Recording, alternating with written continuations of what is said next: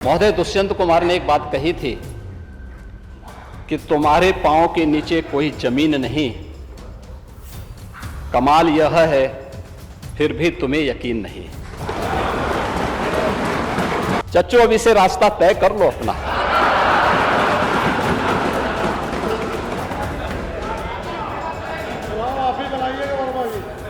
देखो ये आपके साथ न्याय नहीं करेंगे। सीएम योगी जब सदन में बोलना शुरू हुए तो दुष्यंत कुमार की शायरी तुम्हारे पांव के नीचे जमीन नहीं है सुनाकर अखिलेश यादव पर तीर चला दिया। बाबा यही नहीं रुके, चाचा भतीजा के बीच रार, कुर्सी को लेकर तकरार, शिवपाल के साथ अन्याय जैसी तोहमत लगाकर अखिलेश को चिकोटी काटते रहे। सदन के मौजूदा सत्र का आखिरी दिन था जो सदन में तकरीबन सभी विधायक मौजूद थे। सीएम योगी तो अखिलेश पर हमलावर थे ही। जब योगी ने शिवपाल से ये कहा कि शिवपाल जी अखिलेश जी को इमला सिखा देते तो किसानों का कुछ भला हो जाता, शिवपाल को भी हाथ सेकने का मौका दे दिया। शिवपाल ने भी मौके का बखूबी इस्तेमाल करके मौके पर चौका जड़ दिया। शिवपाल तपाक से बोले, पहले अखिलेश इंजीनियर बन गए, फिर मुख्यमंत्री हो गए। मुझे नेता विरोधी दल के वक्तव्य को देख करके यही लगा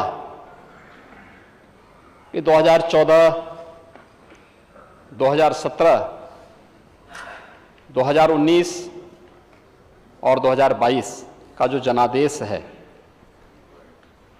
वो जनता ने वैसे ही नहीं दिया।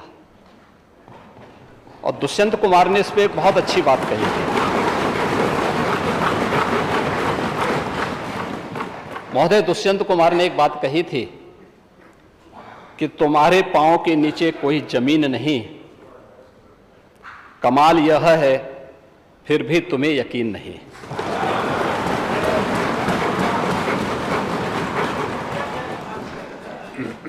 उन्हें जमीनी हकीकतों की कोई जानकारी नहीं है। और तुलसीदास जी ने बात कही भी, समर्थ को नहीं दोष गुसाएं।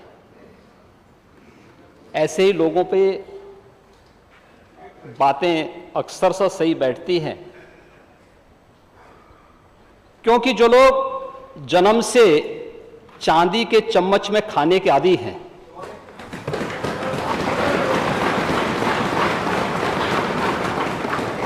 वे गरीब की समस्या को क्या समझेंगे। शिवपाल जी, आपने अगर ये इमला सत्ता में रहते हुए भतीजे को पढ़ाया होता ना, तो संभवतः कुछ अन्नदाता किसानों का हित हो गया होता। लेकिन भतीजा है कि सुनने को तैयार ही नहीं आपकी बात को। तो इंजीनियर हो गए, फिर मुख्यमंत्री हो गए।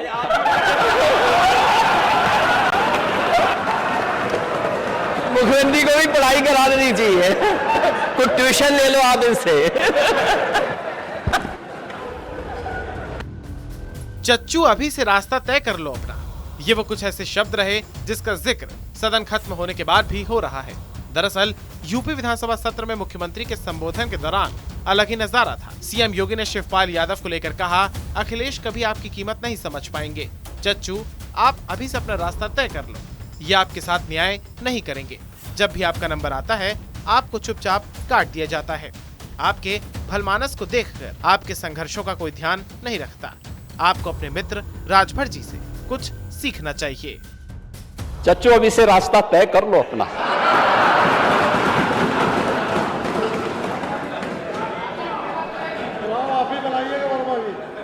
देखो ये आपके साथ न्याय नहीं करेंगे। जब भी आपका नंबर आता है आपको चुपचाप काट दिया जाता है। आपके भलमानस को ध्यान में रख करके आपके संघर्ष को कोई ध्यान में नहीं रखता है। और कुछ तो आपको अपने मित्र से कुछ तो सीखना चाहिए।